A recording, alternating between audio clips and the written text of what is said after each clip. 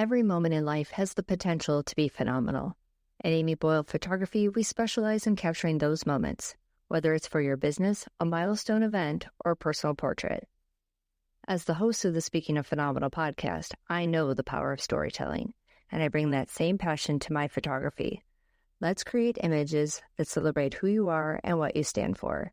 Visit amyboylephotography.com to schedule your session today. Welcome to the Speaking of Phenomenal podcast. I'm your host, Amy Boyle. Today we're exploring the real engine behind innovation, not just technology, but mentorship, inclusion, and connection. My guest, Laura Jordan LeClaire, leads mentoring and inclusion programs at Chicago Innovation, where she helps build bridges between industries, generations, and communities. If you've ever wondered how to tap into the power of mentorship, expand your network, or take that next bold step in your career, this episode is for you. Get ready to rethink what innovation really means and why it starts with you. This is the Speaking of Phenomenal podcast. Welcome to the Speaking of Phenomenal podcast, Laura. I'm so glad you're here. Amy, thank you so much for having me. I'm so excited to be here today. We have to give a shout out to Cheryl, who turned me on to Chicago Innovation, and by that to you. So I would love it if you give an introduction of your phenomenal self to our listeners. And yes, thank you, Cheryl. Cheryl's worked with us for a very long time and is just a wonderful mentor and a wonderful person to have in our community. But my name is Laura Jordan LeClaire. I currently am the program director for Chicago Innovation. I run mentoring and inclusion programs that really serve folks in our community that need to take a next step in their careers or find a community that really connects with them and that has a space for them. Personally, I'm a partner and I'm a mom of a little one and almost another one. And so going through that part of my life and just really enjoying this era of my womanhood. What led you to Chicago Innovation? What is it for our listeners who are unaware? Well, I laugh because where I was before, I was in the sports industry and I had not heard of Chicago Innovation, even though I grew up in Chicago and was working in Chicago for many years. But I came across it and it opened up my eyes and my horizons to just an unbelievable community of innovative people spanning industries from high tech to low tech. Really, Chicago Innovation's actually been around for 23 years. And so now I have this, gateway into this innovation community, which everyone can be a part of in many ways. We have yearly awards, which we've been doing for 23 years at this point. And those really aim to spotlight innovative products and services that have come out of Chicago in the last 4 years. So it really kind of puts the spotlight, takes it away from Silicon Valley, if you will, but really puts a spotlight on all the amazing things going on in Chicago and in our city and in our region. But every month, too, we host different events. Those are centered around different industry and innovation trends and topics. And they're really an opportunity to learn from the leading innovators in our city and really get an idea of what's going on. And some examples of programs that we run every month are the Taste of Innovation. So once a year, we'll host that. That's really centered around the food and beverage industry, of course. We have AI plus IQ coming up in February. And so we really kind of focus on all these different areas of innovation in our city. We also host our 3 mentoring and inclusion programs, which fall under me. And those are really centered around connecting, innovating, growing personal and professional lives of innovators who may not have a space in sort of the industries that they're in. So we have our Women's Mentoring Co-op, which is our largest and longest running program. It's very exciting. And that's it's been around since 2016. The latter is for Black and Latina professionals looking to take their next step in their careers. And that is really, both of those are mentor-mentee models. So those are focused on really helping mentees achieve their goals and make connections and kind of grow their social capital. And then we have Ageless Innovators. That is intergenerational co-mentoring. It focuses on age as a dimension of where inclusion can lie, but it also focuses on the power of multi-generational connections and how that fosters and fuels innovation. And then we also, I like to say, we go from kindergarten all the way through any age, but we have a K through 8th grade program as well. It's called the Illinois Student Invention Convention, and it focuses very heavily on invention curriculum for kids, problem solving, building confidence. It really kind of has a very holistic opportunity for kids to get involved in this type of curriculum. So we have a lot of ways for folks to get involved. Well, the topic that I ended season 4 on was also mentorship. It's more than a buzz, it's a movement. So what is that like for you, knowing that it's such a vital need in our society? It's such a vital need. And it's only becoming more and more vital that women stand up and connect with each other. Of course, having allies and opportunities and resources to share are important as well. But just this connection and the power of community, I've seen it the last few years being involved in it. I felt it personally and professionally. It is so pertinent that women connect with each other and have a space where we're supporting each other through all the different ups and downs of life and career, which every woman faces at some point. And there's a lot of intersection and transition at different points in your life. And it's absolutely vital that we connect and share with each other the resources, the opportunities, and just a place where we can talk. Sometimes you don't have that in your own organization and your own company. And so we see it big time in the programs that we run, just having the opportunity to have external connections and external mentorship. It's vital. And it's so important that we continue to grow that opportunity for women. Typical day to day for you as you're growing these programs, nurturing these programs, finding outreach and support for all of them that you're doing. What is that like for you? It's so fun. It's amazing. First and foremost, I feel just so lucky to be able to connect with so many women and just so many incredible innovators in our community. Day to day, I have a lot of amazing conversations. Some of them range from very personal and very, this is what I'm going through right now. This is where I'm at. What's my next step? What do you suggest? All the way through, this is some strategy that we could put behind this. This is the data. This is the need. This is what's really important for women and folks of color in our community. And this is how we can really help them based on the resources that we have in our Chicago innovation community. So it really ranges from very strategic thinking, very strategic planning, all the way through having really just meaningful and powerful conversations. And then also really helping, lending an ear and just being there for folks in our programming that really need it or are looking to, see what their next step is and how we can help. In the Women's Mentoring Co-op, makes it unique, and how is it a differentiator from maybe other mentoring programs that people might be aware of? Programs are centered around the needs of the folks in the program. So with the Women's Mentoring Co-op, for example, we run 6-month cohorts, and they are really based on the connection with a mentor or mentee, but they're also based on the opportunity to attend events, to attend workshops that are very much curated to the needs of the folks in the program at the time. And then throughout that 6 months, we also provide opportunities for resource sharing, additional sort of connection points. And then we also have some really amazing community organizations that we partner with, and we can share out, what they're doing or different events that are going on in our city. And having the opportunity to do that is very important to us. So throughout the 6 months, someone would come into the program and be matched up with a mentor, really based on what that mentors' experiences, but also what their goals are for that time. We think a lot about short-term and long-term goals. I think that sometimes those are difficult to sort of navigate right away. And maybe you're coming in a space where you're like, I don't know what my goals are right now, and that's what I need help with. That's okay. We have a place for everybody, but everyone comes in and sort of says, this is where I'm at. This is sort of the sticky situation that I'm in and where I'd really love to seek guidance and coaching and mentorship. Throughout the 6 months, mentors and mentees kind of meet, and it really bases on their schedule. But we curate workshops that are really centered around what the mentees need at that time, whether that's career progression and just opportunities to connect, whether that's relationship building and how to maximize your social capital that you've created.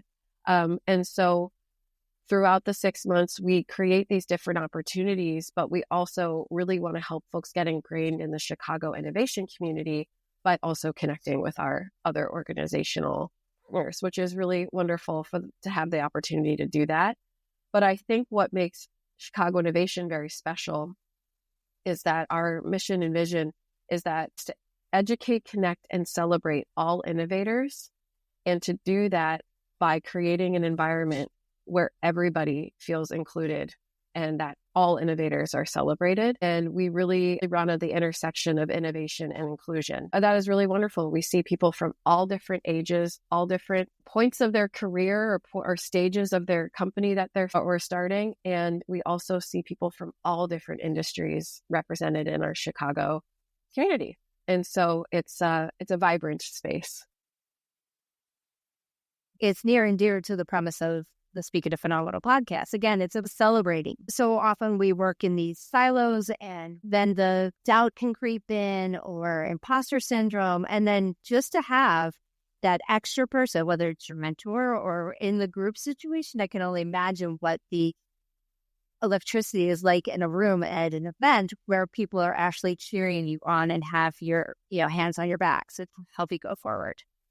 Absolutely. Some of the most incredible results, I would say, or anecdotes that I've heard from women that have been a part of the program recently is my mentor helped me realize the strengths that I had all along. And so we do so often live in this imposter syndrome, or we do so often think, I think the stat for women applying to jobs is they feel they need 80% of the qualifications in order to apply, and maybe a man counterpart who is also applying for a role might say, I have 30%, that feels good, I'll apply, right? And so there's data there to show that we oftentimes do doubt ourselves. And so that's my favorite anecdote that I've heard is my mentor just helped me realize what strengths I already had and how to utilize them.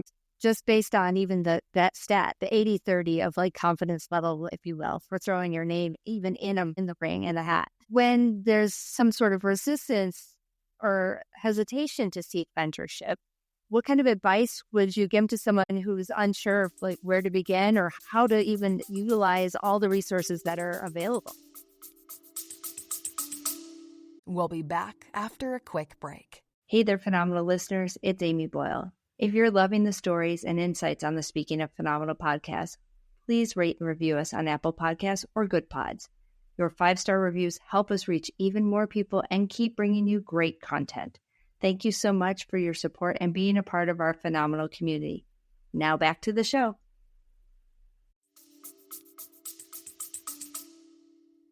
Mentorship comes in so many different ways. I personally have mentors in mind that may not even know they're my mentor, so it might be a more informal mentorship, but I really seek advice from them, or they really do kind of help me, or they kind of help model the goals that I have over the next few years for myself.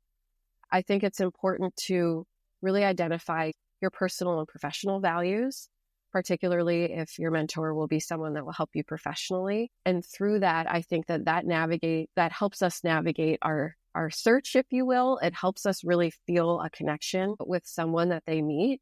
I think more formally and in our programming, we connect mentors and mentees, of course, but it's really sort of coming in with these values of empathy, of curiosity, and really commitment to the opportunity that's there and to the process.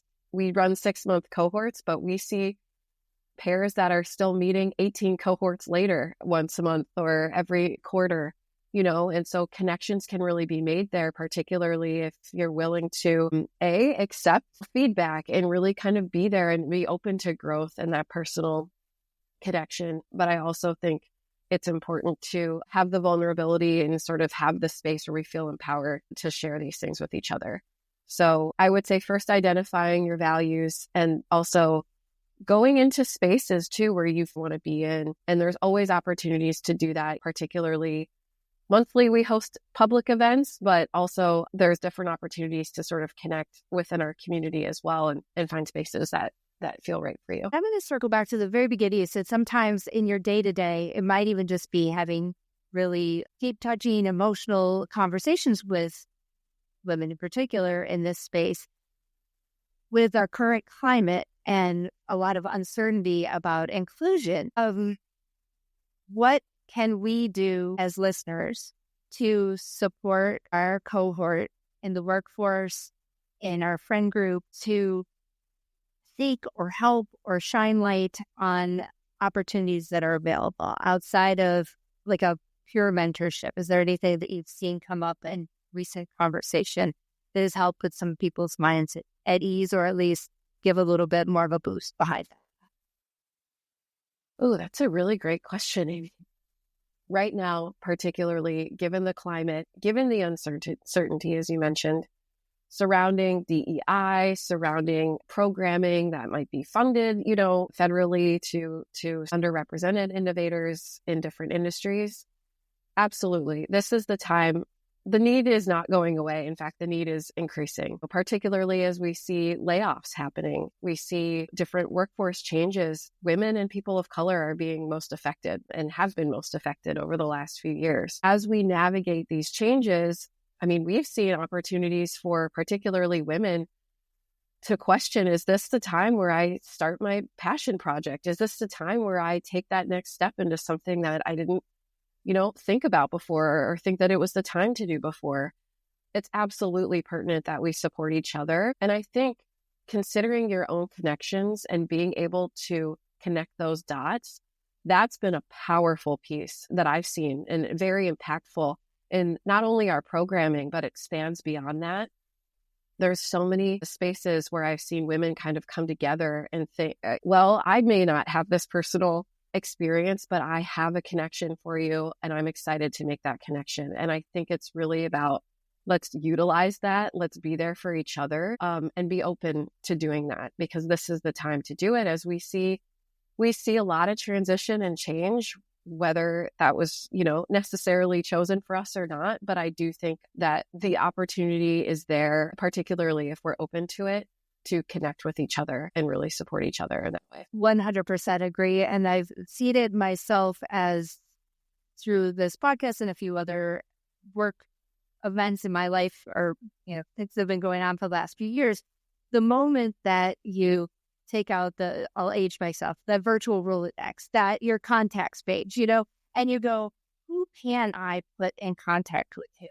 Not for my own betterment, but just to give a leg up, have that conversation, open a door, crack the window, whatever it is. It's like, it's so invigorating. The idea of what you put out comes back to you big time. And it really does, when we get out of our own way, when we look to help others. And going back to the climate that is right now, as opposed to being scared of all the things that are potentially scarce or limited or limiting, where can we find abundance? Where can we give wind behind people's wings to get things going for others, so that we are rising together? Absolutely. And I'll say this too, something that has been so incredible is I've been working in this role now for about 2.5 years, and I've been excited to really get an opportunity to dive into the data, if you will, but really sort of through conversations, through, of course, different feedback loops and in ways that we're collecting information. We noticed the incredible amount of women over the age of 55 who have applied as mentees to be in the program, or who have just, acknowledged there's this shift in my life. And again, women go through many seasons of transition and change. I feel, I'm personally in one as a new parent, and then all of us as caregivers at some points in our lives will navigate different shifts and changes. But it's amazing the impact that all of these changes in our society have on women who, as they age. And so we are excited as we create additional resources and provide opportunities for women going through navigating different transition periods, to connect, to share, to learn. There's so much more left that they're excited to try, that they maybe haven't had the opportunity to try yet. And so we've seen that. So we're excited to create some programming surrounding that. The Ageless Innovators caught my eye on many levels, because I think when we had our first call, I told you I went back to my master's degree over just kind of embracing the fact that, to your point exactly, there is no end or stop. It's like, why not? We're innovating ourselves, right? I mean, this is an amazing thing. We have gifts to give one another in that program. What has been some of the highlights, or a highlight that you've seen? Again, like you said, someone over 50 something wants to be the mentee. I think that's fantastic. This program for women over 55 is very exciting. It is, it's brand new. We're doing it in partnership with the Chicago network. and through funding from RRF Foundation for Aging, which is an amazing organization, but really centered around connecting women who are going through potentially a change, or maybe they're trying to scale back. They're like, I've really been kind of going through this. I've been in the corporate world. I'm high level. I've gone on this sort of like path for a long time and I'm ready to scale it back. But how do I do that while maintaining my personal brand, maintaining my connections, and still having this purpose? Purpose is important across the board as well. But really, it's about learning and sharing. And honestly, a lot of women starting a business for the very first time, and they're like, I don't know where to start. Business these days, there's a lot to think about. There's marketing, there's the social media aspect of things. And so there's a lot of different layers. So we're kind of seeing all of that. What other things are in the hopper, and how can people start to learn more? Well, as I mentioned, monthly, for the most part, we've got events that are open to the public that are very exciting. The speakers are incredible. February 26th, we have AI plus IQ with a incredible lineup of leaders in the AI space. On March 19th at the Rauner Family YMCA is one of my favorite events of the year that we host, but it's called Innovating Chicago. And it is a star-studded panel. We've got Alexi Janulius as our moderator, and really just high-powered people in Chicago that have a vision for a brighter future in our city. And they're going to be sharing what that vision is. And then we also have an expo opportunity of exhibiting partners who are doing wonderful things in our city as well. And so that's one of my favorite events of the year. That's on March 19th. But applications are opening up actually for our programs, all three of them starting in early March. So you could get more information on our website. We have a newsletter that goes out every month that really spotlights a lot of our past winners of the Chicago Innovation Awards, which are an incredible group of winners that are doing great things still to this day, years potentially after they've won the awards. And that's just a great way to keep up with all of the things that we've got going on. I'll make sure that everything's listed in the show notes so people can subscribe so they're aware when the next thing drops, and how to get involved, how to share their talents, and how to, learn from others. Well, a couple other things I wanted to ask before we end is, so thinking again, personally, you've got a lot of balls in the air yourself, as we all do. So how do you stay inspired to innovate in your own career? That's a great question. I love that you asked, how do you innovate in your own career? Because I feel like that is exactly what we're all doing at all times, is thinking about how am I being the most impactful and how am I showing up too, and making sure, particularly in the work that we do, that we're able to support everyone that we're working with. So personally, I am completely energized and invigorated every single day that I'm able to work with the folks that I work with. I have never been a part of a community that's been so excited, so innovative, so supportive. And this has been just an amazing experience. So every day when I get to go to work, I am excited about it. But personally, I'm always thinking about how I'm showing up and what are my values. As I mentioned, I navigate that every day, and it helps me stay a little bit grounded as I have these conversations with folks, and I'm really thinking about